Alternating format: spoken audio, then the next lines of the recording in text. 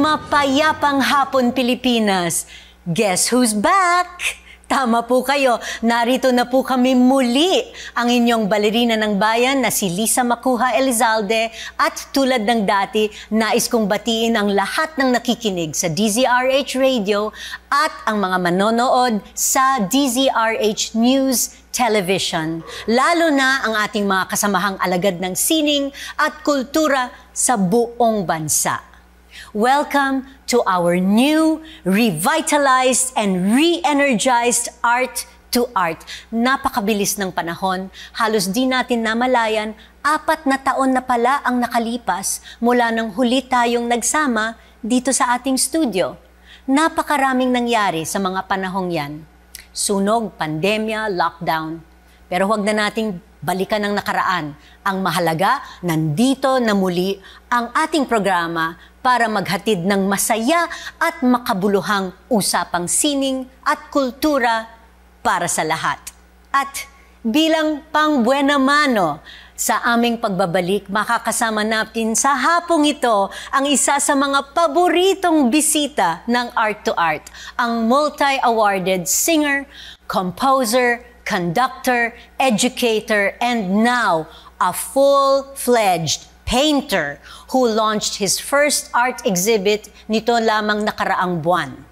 Kaya huwag kayong aalis. Sa aming pagbabalik, samahan ninyo kami sa kalahating oras ng masayang kwentuhan kasama ang ating National Artist for Music na si Mr. Ryan Cayabyab. Dito lamang sa Art to Art. Magbabalik po kami pagkatapos ng ilang paalala. Programang hatid ay sining at kulturang para sa lahat. Magbabalik ang Art to Art.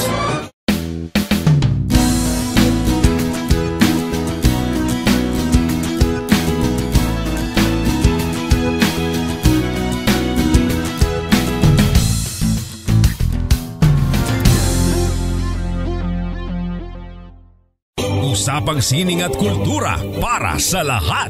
Art to Art. Nandito pa rin tayo sa Art to Art at kasama natin sa hapong ito ang isa sa ating mga paboritong bisita, ang ating pambansang alagad ng sining para sa musika, Mr. Ryan Cayabyab or Mr. C. Magandang hapon, Mr. C. Welcome back to Art to Art.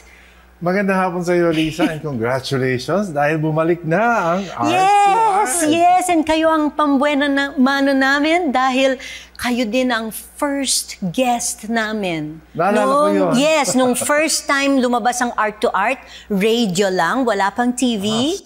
It was 2007, first episode ng Art to Art. And then in 2011, pinag-usapan natin ang Noli Me Tangere, the musical.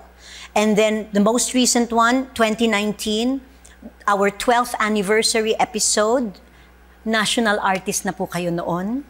And ngayon, narito muli for the relaunching. So, isang napakalaking karangalan po.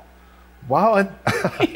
Parang hindi ako makapaniwala. Ilang beses na pala ako nakadalo dito. Pang-4 na ngayon. Wow. And you know, thank you so much for always supporting us. Maraming salamat. Yes. And I look forward to actually doing more collaborations with you. We look forward to that too. Pero wag muna natin pag-usapan yon kasi sikreto pa. Okay, sige. So, pag-usapan muna natin ang bagong proyekto na parang hindi na po kayo nagpapahinga. Kasi first you had Ramahari, right? Ramahari was repeated? Yes, yes. And then, may repeat na naman next year. Sa February. Yeah, sa February. And then, meron kayong mga bagong proyekto pa. And all of these other things that you're doing, where do you get your energy? Actually, you know, I was to this year, napaka-swerte ko. Yeah, kasi in 2023, I think you had so many things happening. Right, I know because may grupo na ni-revive yung Larawan na musical. Pero we did the Larawan concert, no? So it was exciting because we had a full orchestra with us. And we had all these, sila Celeste Legaspi, and even Mitch Valdez was in the palabas, no? So, and then binalita din sa akin na ginawa ng UP SO, yung Symphony Orchestra. They also performed Mi Ultimo Adios in one of their for their Independence Day concert, no? And then also very recently lang, we had a concert for the CCP's I don't know, was that the 65th anniversary, if I'm not mistaken? And I can't believe because... 55th. 55th. 55th, Oh, yes. 55th. Ayun. I remember we were together in the 40th ba? 40th ba yun? 2008. Is that 40th? Ang alam ko kasi 15 years ago. 50th nung nagsara ang CCP for the pandemic, because of the pandemic. It was 50th anniversary. So, correct ako. 40th yon. Kasi you danced. I did a new dance for you, and dalawa kayo. Of course, I remember you. And then just recently, I had a concert at the in one of these venues, and it was a tribute to OPM. Sabi ko, wow, ba't ang dami ko yatang ginagawa ngayon? Madami nga eh. Parang hindi ko na kayo maabot. Ay, hindi naman. It's a matter of scheduling. Okay. So, I mean, natanong ko na itong tanong actually. Where do I get the energy? Yes. I eat Where a do you lot. get you eat a lot? Yeah. Okay. Actually, alam ko kasi I follow you on Facebook. Medyo foodie kayo, no? Nako, hindi medyo. Hindi medyo. Okay. And I'm so happy because my wife is not on FB. Kasi otherwise, sasabihin niya, saan ka kumain? Ba't ito? Pero sa totoo lang, once in a while, she gets wind of these foodie things. And sabi ko, sino kaya nagsabi sa wife ko na kung saan na naman ako kumain? Anyway, yes, the energy comes from interacting with a lot of young people who share with me their energy. So balik-balikan lang. So it's like you collaborations, collaborate right? Interaction, with your dancers communication. who are much younger and who has a lot of parang unli ang energy nila eh. So I'm happy kasi kaya ko. And has anything changed in the way you approach your craft? After all of these years, after all of these productions, all of these compositions, all of these premieres, has anything changed in your creative process? It's the same. And I just realized that I do everything with a lot of at the moment thing, you know.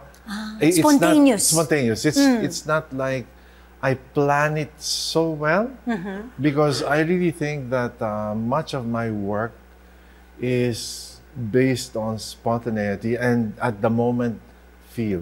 And I also discovered that much of my work are products of yung at the moment, and I always say no, I don't want to touch it because it tells me that I was this during that time. Okay. For example, if I go back to any of my previous works, it's not worth changing because you're not supposed to change what has been done before. Kasi parang yun yung it dates you. That was you during that time. Really? I mean, you don't like edit yourself pag like you feel na this could be improved a lot in a restaging, for example? Hindi talaga kayo nagpapalit? Hindi, no more. I believe that if you want to redo it, and so you can only say that it's a rehash or it's a new thing, but you cannot say that it was the same thing. You cannot say that we're presenting the same way it was presented before. I see. Okay.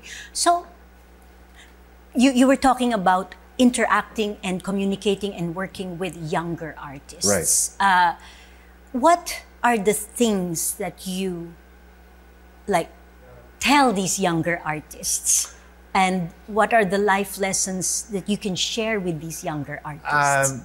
Ako napansin ko sa mga, well, they're very hungry to learn. That's one. Number two, they want so much to learn, but they want to learn fast. Instant. Kasi I think it's the... Cut and paste. Nandito sila sa kanilang milieu na puro instant gratification. Hindi ba tayo mag-research talaga tayo sa library? We have to look at the cards. I even forgot what they call that anymore. Filing, whatever. Card catalog. Oh, card catalog. Card catalog. I'm sure they don't know what a card catalog is. Yes. So, I understand that, but ang lagi ko sinasabi, you will not be able to do that this way. It's through hard work. It's through practice. It's through repetition. No? And if you're not into repetition or repetitive action to make it look like it's second nature to you, mahihirapan kayo to make it look authentic, Kasi hindi pa na-imbibe eh. So I'm talking about, kunyari, writing music. Lagi ko sinasabi na you have to explore many ways, many techniques, many tools. There are so many tools available. And then, again, it's also part of the storytelling. Diba? When you write a song and then you have to produce the lyrics, it's parang nagkikwento ka ng as natural as you can. So, very important to impart on. And I'm also, I also tell my students in writing music, orchestration, and or even playing with a band. Ayan. I just posted something. Sabi ko, grabe yung mga reaction nila about bands and nagkaroon ng problema yung isang banda. Sabi nila yung meron akong miyembro na lumalaki na yung ulo, ganyan. Sabi ko, sa totoo lang, it's really part of the growth of a band, And if you are not able to rein in and tell them, if you're not able to share with them the vision, if nobody's sharing the vision with you, wag na mo na silang kunin. Let them go kasi baka iba yung isip nila eh. That's one of the things that you have to work on in a group. I'm not only saying band, maybe choir, maybe a dance troupe, no? You have to share with them the vision. You have to, kailangan humble, no? Yeah. Diba? Very important yun. Very important talaga. Lagi ko sinasabi yun, hindi ka pwedeng, wala naman sikat na hindi, na mayabang eh. Kasi hindi sila magiging ganun. Dahil alam nila, merong mas magaling sa kanila. May mas maganda, mas matangkad, mas aral. Maraming mas magaling kesa sa'yo. Yun ang lagi sinasabi doon. Yun pala yung aking life lesson. Life lesson, yes. Alam nyo, maraming mas magaling kesa sa inyo. Siguro swerte lang kayo ngayon. Kaya hindi kayo talaga pwede magmayabang. Kasi bukas, pwede na kayo mapalitan. Well, that is the gist of everything I always say. Yeah. No one is indispensable. Which is true. Yeah. At saka, what struck me yung sinabi niyo, yung repetition. Yeah. Kasi nga, like, nagtuturo din ako ng ballet. And that's it, like, repetition, repetition, repetition. Until muscle memory takes over. Exactly. No? And sometimes, yung mga young students, hindi nila naiintindihan yun. Naalala ko, nagturo ako ng ballet sa second class namin. Sabi ko, okay, we'll do our pliés. Sabi nung bata sa akin, teacher, we did that already last week. I'm like, and we will do it tomorrow, and the day after tomorrow, and the day after tomorrow. Kasi repetition, repetition, repetition. Exactly. Okay. Yeah. Alright, marami pa po tayong pag-uusapan kasama si National Artist Ryan Cayabyab. Dito pa rin sa Art to Art. Magbabalik po kami pagkatapos na ilang paalala. Programang hatid ay sining at kulturang para sa lahat. Magbabalik ang Art to Art. schedule ng mga inaabangang konsyerto, update sa mga magagandang panoorin sa mga tanghalan at teatro. Narito na ang Art to Art Calendar. Narito ang ating arts calendar. Sa sining biswal, tampok ang mga obra ng 47 women artists sa exhibit na pinamagatang Luminosity sa Ilustrado 1, Gallery 7 ng Pinto Art Museum sa Antipolo, Rizal. Tinatalakay ang tema ng liwanag sa mga paintings, photographs at sculptures. Makikita ang luminosities hanggang November 26. Kasalukuyang itinatanghal ang one-man exhibition ng comic book artist at author na si Manix Abrera sa Gallery Stephanie, Shangri-La Plaza, EDSA, Mandaluyong. Pinamagatang Dreams, ito'y binubuo ng mga obrang hango sa mga panaginip ni Abrera na may halong katatawanan at kababalaghan. Makikita ang Dreams hanggang November 29. Sa tanghalan, isinasagawa naman ng Company of Actors in Streamline Theater, all cast ang kanilang staged reading festival na pinamagatang 'Tis the Season in Search of the Christmas Spirit. Tampok ang 3 dula na pawang may temang pangpasko sa November 20 at 27 at sa December 4 sa The Mirror Theater Studio, 5th floor ng SJG Building, 8463 Kalayaan Avenue, Makati City. Lahat ng palabas ay magsisimula ng alas 7:30 ng gabi. Usapang sining at kultura para sa lahat. Art to Art.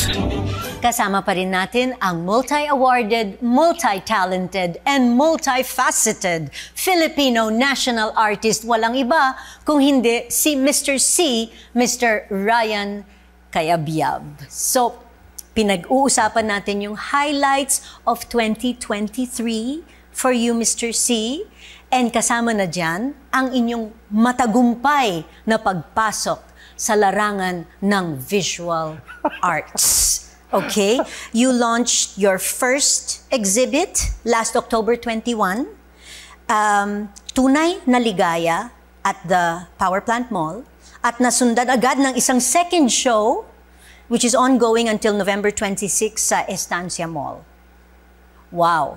Okay, before we talk about yung 2 exhibits na yon, kwentuhan mo naman muna kami paano kayo unang pumasok sa pagpipinta? Was this a childhood interest? A spontaneous moment during lockdown? I don't know. What was it for you? Yung recent, sige, balik mo na lang ako sa umpisa. When I was growing up inside the UP campus, first, my mother, who was a teacher at the UP College of Music, opened our house to 10 lady boarders. They're all taking music. So you can imagine that my life revolved around music, naturally, because everybody was like playing, singing, or doing music in the house. During the later part of my growing up, I had 2 aunts and later 2 cousins who lived with us and who took up painting at the College of Fine Arts in UP. So again, napaligiran ako nitong mga nagpipinta sa bahay. No? And I'm always interested in anything that's, I don't know, maybe an artistic thing for me, but it was so natural. So my cousins were painting, and my titas before them, nauna sila, and then yung cousins ko. But they left behind, nung umalis na sila, some unfinished easels, canvas, unfinished. They had some tubes of oil paint na naiwan. And when I was 14, there was a chance for me to use these stuff na naiwan. Nag-announce yung YMCA, meron silang National Painting Contest. This is 1968. So what I did was, I put together a canvas na hindi natapos. Hindi natapos yung painting. Wala, in-erase ko siya, nilagyan ko siya ng, I don't know what you put this white thing. And then I found 2 tubes na halos kalahati, green at saka violet. So yung painting ko, green and violet, Green and tsaka violet, white. tsaka white. I painted these figures, blah, blah. And then my father said, what are you doing? Sabi ko doon, I want to join this national painting contest. So natatawa siya. So I started painting and then he said, dumaan siya ulit. Ano yung pinipaint mo? Parang mga multo. Sabi niya, mga multo daw yan. Sabi ko, mga figures yan, Dad. Mga nationalities, mga Amerikano, Indian, ganito, ganyan. Tapos ang title ko dyan, Mankind is One. Ah, wow. How deep. Sorry, tawa lang ako ng tawa. Kasi, anyway, so my dad, tawa-tawa siya ganyan. So, I wrapped it in newspaper. I brought it to the headquarters ng YMCA, sa secretariat ng painting contest para i-submit, no? But, you know, I rode the bus from UP Village going to Quiapo and then went down to Quiapo, rode the jeep, went down in Arroceros. YMCA then is now the SM Manila. Okay. So you have an idea where it is. Okay. Pagtanggal ko ng newspaper, yung huling-huling paper, doon nakadikit. Tumikit. Kasi hindi pa pala Hindi tuyo. pa tuyo. Oh, no. Eh, syempre, bobo, hindi pa ako marunong talaga nun. I just try.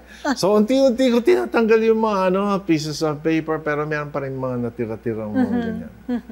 Well, anyway, I felt good because nasubmit ko yung painting. A week or so later, meron telegram. RCPI. Yes. Meron tanggap na telegram, sabing ganon, Cipriano Cayabyab, congratulations, you won 3rd prize in the YMCA National Painting. Wow! And I told my dad, nanalo ako ng 3rd prize anyway. I went, collected my prize, collected my painting. What was the 50 prize? pesos! Oh, wow! 1968. 1968, 50 pesos. Lagi yun nasa Malaki na yun, Oh, I know, because I Oo. bought 2 cans of corned beef. I bought 2 cans of Vienna sausage. I bought myself... Talagang pagkain. Pagkain muna. Pagkain Tapos, muna. I bought myself some art stuff, painting, paper, colored pencils. That's how I remember what I spent. And 2 pairs of underwear, sando and briefs. No? May sukle, mga 20 plus pesos, I gave to my dad. Sabi ng dad ko, wow, nanalo ako ng 50 pesos. Anyway, that was my really first foray into painting because eventually I did sketches in high school, I did pencil sketching, and then from then on until, I don't know, late last year, ang ginagawa ko lang doodling. You know, I doodle a lot on paper. But last year, I caught the bug. I said, what is this acrylic? I went to a gallery and I said, is this oil? Because I know what oil is and I know what watercolor is. Yeah. Pag sinasabi sa akin, acrylic ho yan. And then, is this oil? Acrylic. So, what is this acrylic? I don't know anything about acrylic. So I went to National Bookstore. I just looked around. May acrylic, no? I bought one tube, small tube of black acrylic paint. Started painting on paper. And I posted it. Oh, I did. Alam mo naman, no? Wala pandemya. You took a photo of your painting. Yes, and then you posted it. Yeah, posted it. And then, siyempre mga kaibigan ko, wow, ganda, ganyan. Siyempre mga kaibigan ko. Yes. Alam ko naman, alam ko na kung nabobola ka lang. No? So, enjoy lang. And then, sabi ko, ganun pala yun, yung itsura ng acrylic. It acts like watercolor, pero parang it also looks like oil. Yes. So I like this. So I bought a tube of red, a tube of yellow, and a tube of blue, and I started experimenting, and then started posting, then people saying, oh, I like. How much? And wait, not yet. And then finally, I had this one. They look like flames. Ganyan, a flame, parang flame, pero pink and white and all that. 3 people said, PM me, can I buy that? Wow. I go, no, it's not for sale. I'm just starting out. And then, but when my sister-in-law saw what I was doing, sabi niya, I have extra tubes of acrylic here that I don't use because I don't paint anymore. And I have 3 old canvases, just pick it up and you can use it. So I tried on the canvas, my first canvas painting, my second canvas painting, my third canvas painting, and now I post it in my FB. People start bidding. Can I buy that? I said, I don't know how to price it. Okay. So there's this guy who comes and sees it, brings his family. He said, I like this. I mean, how much is it gonna cost? I don't know. And then he gave me a check. Is this okay? So he gave me a check. And I said, sure, okay. I don't know how to price these things. So you looked at the check and said, oh, sure, take it. Sure, thank you. And you know, after that is when I started doing these big ones. And my sister-in-law said, I want to buy that. And when she gave me the check, and my jaw just dropped on the floor. I said, is this how much this kind of painting costs? Sabi niya, well, yeah, that's my budget for a painting I buy in the US, blah, blah, blah, blah. So the next person who tried to buy a painting, I said, it costs this much. So alam niyo na. Alam niyo na kung paano ipaprice. I know. Okay. It costs this much, but you know, I just give it to you for this. So happy siya. Happy din ako. Sabi ko, okay, after that, when I started, you know, selling all these paintings that I post, I stopped. I said, I want to do an exhibit. I can't do an exhibit because people keep on buying the things I post. So I stopped selling. posting. You stopped posting. Yeah, stopped posting. But continued painting. I painted. I painted and painted and painted until... How long did it take you? And I had this series of IFEs. It took me siguro mga 4 months to finish about 16 paintings. 16 paintings, 4 months, okay. Yeah. But it was after that I said, ay, salamat, tapos na tong IFE na to. I can do other things. I started painting.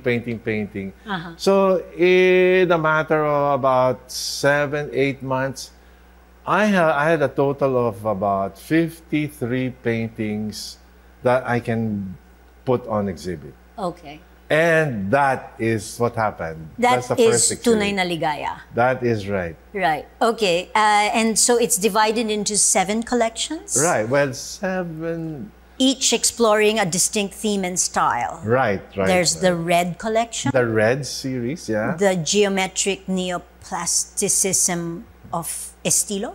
Yeah, Estilo. The Estilo, I did one already, and then a friend of mine said, you know, this reminds me of this style. It's a 20th century movement in Netherlands. And sabi ko, oo nga, no, ganyan. I didn't know. Oo nga, no, ganyan yung parang ginagawa ko. I mean, something like that. Yeah. So if you Google the style, spelling it S-T-I-J-L. I don't know how to pronounce it. Alam ko na the style.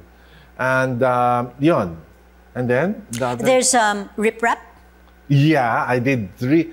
Riprap is, you know, the way the Northerners pad their walls or yung mountainsides so that it becomes fortified. Yeah. Yung mga stones na ganyan. That's how these ripraps look. And that's what they call riprap. Okay. But this one, my riprap is color. Very colorful ripraps. Okay. Yeah. And then there's the florals of Jardin. Yeah, I have, you know why? I call them Jardin because they look like tad ng flowers, but what flowers? I don't know. Any kind of flower. Basta mukha lang siyang flower. So I just call it Hardenia. That's the fourth. And then, sorry, there's the red. So red, estilo, rip-rap, hardin. Dilaw. Dilaw. Yeah, I have 2 dilaws. And then the IFEs. IFE. And then one more. Which is like, the IFE was reminiscent of your inaugural record 1. True, right? true. Because released in 1981. 16, that is right, yeah. Okay. 16 IFEs. I danced to one, to which Songs of song? One, when I was in Dance Theater Philippines, before I left for Russia. So this is with sila Tony Fabs? Yes, Tony Fabella yes, of choreographed course. Yes, sa Dance Theater Philippines. That is right, yes. My Lord. Okay. So how would you describe your style as a painter? Is it as eclectic as As Mr. my C? music. As your music? Yes. Right. I have no as training. diverse as your... Well, I have no training, Lisa. I never went to art school.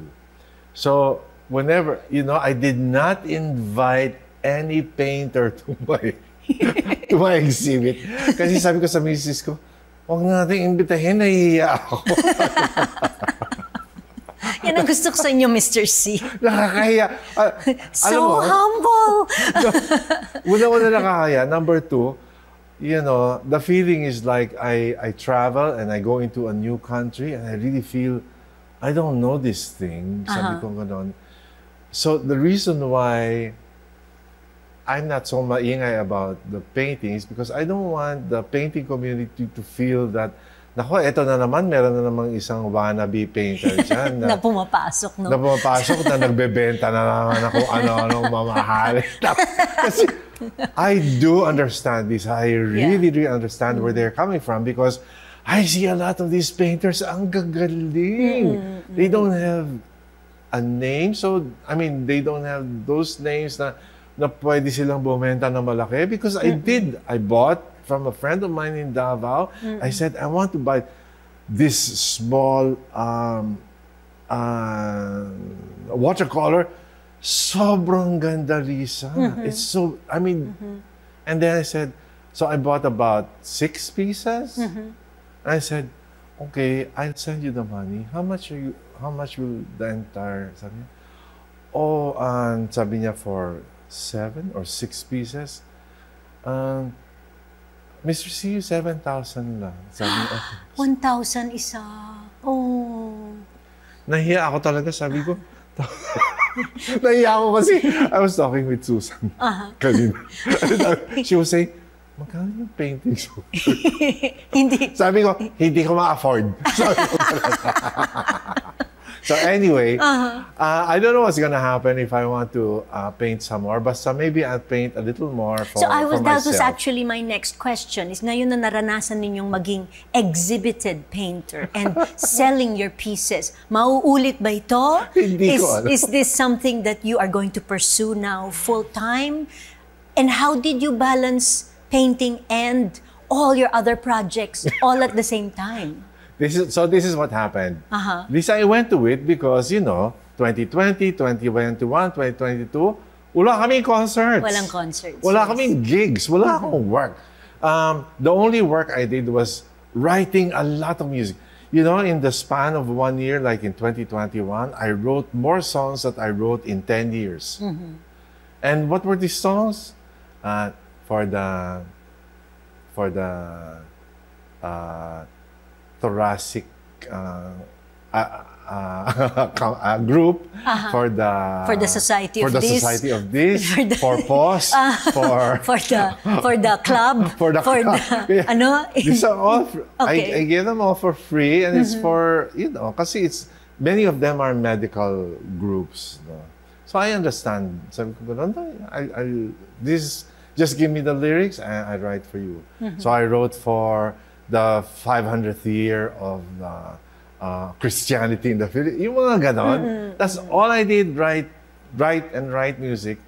But when I found a new calling in painting, I stopped writing music. I just painted and painted, And how did you feel? Oh my God, Liberated? No.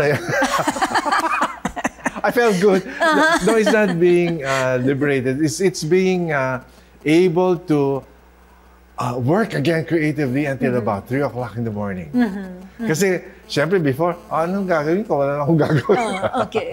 So now, I work the moment I wake up, just for lunch, and after lunch, I start painting. And then, it's dinner already. And then after dinner, I start painting again. So you have a studio now in your house? And it's so dirty. Converted? It's my music studio. Your music studio became your painting studio? Yeah, became the painting studio. Okay, wow. So, lahat ng instruments ko, lahat ng ganyan, ay nako, natenga silang lahat. Naghihintay silang nga. Neglected children sila ngayon. Neglected sila. So, ngayon na magtatapos ang taon, meron ba kayong Christmas concert? What do I have? Yes, I do. As a matter of fact, thank you for asking. Next week, this is November 25 and November 26, I'll be in Dumaguete. We have a concert at the Luz Auditorium. I will be with the Ryan Cayabyab singers. Okay. And then on December 7, I have a Christmas concert at the Music Museum. You mean I can plug? Yes, please. Please, that's why we're back. Okay. In Art to Art to support the arts one more time. Okay. December 7 is with the Ryan Cayabyab singers. It's called C is for Christmas. And December 3, I have a concert at the Pen with the MSO and guests Lara Maige, Armand Ferrer, and the Ateneo Chamber Singers. Well, I'm working again with the orchestras and all that. And while you're doing this, you're still painting? No. No. Okay, no. I stopped. You stopped painting. Bakit? Kasi, nung tinabi ko yung brushes ko, nung tinabi ko yung mga paints ko, sila naman yung nga. Diyan muna kayo, ha? Kasi nagsiselos na yung mga music. Alright. Well, I'm sure marami pa tayong aabangan from you, Mr. C. Well, not just now for Christmas, but for 2024 as well. Aabangan natin yan. And sana huwag kayong magsasawang maging guest dito sa Art to Art. No, because we're doing something. Yes, secret. Which is a secret. Okay. And thank you so much once again. Maraming salamat. National Artist for Music, Mr. C, Mr. Ryan Cayabyab. Hanggang sa susunod na linggo, samahan ninyo kami ulit dito sa Art to Art, kung saan ang usapang sining at kultura ay para sa lahat. Ito po ang inyong balerina ng bayan, si Lisa Macuja Elizalde, nagpupugay sa artistang Pilipino.